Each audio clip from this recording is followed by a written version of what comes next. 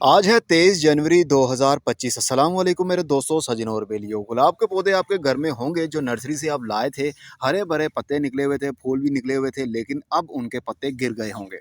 तो पत्ते गिरने के बाद टहनियाँ बाकी बचती हैं, और टहनियाँ बाकी बचने के बाद कुछ टहनियाँ सूख भी जाती हैं। और जो सूखी हुई टहनियाँ होंगी उनको आपको काटना पड़ेगा। अगर नहीं काटेंगे तो फिर आपका पूरा पौधा ही डाई बैक की बीमारी की वजह से सूख जाएगा, जड़ें भी सूख जाएंगी जनाब। जो ऊपर से नई टहनी निकली और वो बाद में मुरझा गई, उसको हमें काटना पड़ेगा। नहीं काटेंगे तो नुकसान आपका ही होगा, आपकी मेहनत ज़ाया होगी।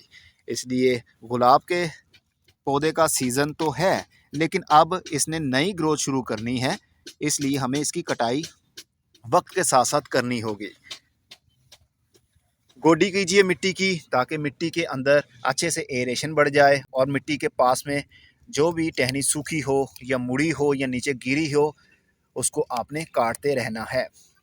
काटते रहने की वजह से ही आपके पौधे की नई ग्रोथ शुरू होती है। मिट्टी खुश्क होगी तो पहले गोडी करनी है और उसके बाद पानी देना है, जैसा कि हमने किया। अगर ऐसा नहीं करेंगे तो नुकसान होगा जनाब, पौधा आपका ज़िंदा नहीं रह पाएगा।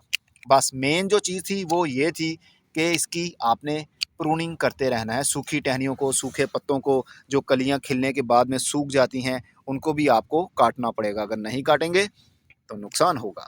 बस यही इसकी केयर है।